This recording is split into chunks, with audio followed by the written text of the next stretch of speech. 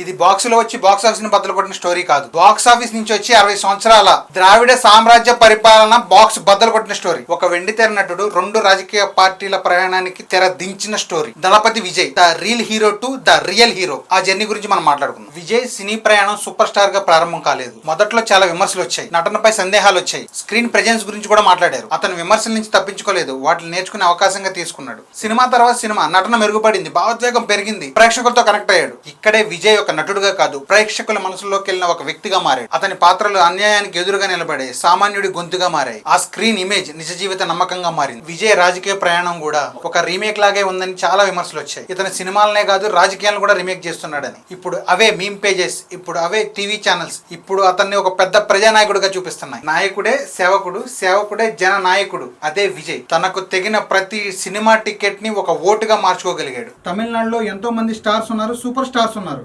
రజనీకాంత్ గారు, కమల్ హాసన్ గారు. కానీ ఎంజీఆర్ తర్వాత ఎవ్వరికి సాధ్యం కాంది కేవలం 2.5 సంవత్సరాల పార్టీ ఏ పొత్తు లేకుండా 108 సీట్లు గెలవడం అంటే మామూలు విషయం కాదు. మీరు తమిళనాడు రాజకీయాన్ని చాలా దగ్గరగా చూస్తే ఏ ఒక్క పార్టీ పొత్తు లేకుండా 100కు పైగా సీట్లు గెలవడం చరిత్రలో లేదు.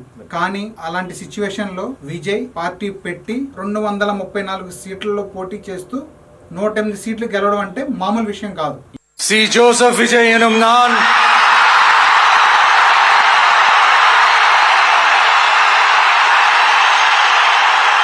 ఏ పొత్తు లేకుండా 108 సీట్లు గెలవడం అంటే చరిత్రనే చెప్పాలి. ఎంతో మంది రాజకీయ పెద్దలకి, రాజకీయ విశ్లేషకులకి, మీడియా మిత్రులని తల పట్టుకునేలా చేస్తుంది ఈ తలపతి స్టోరీ.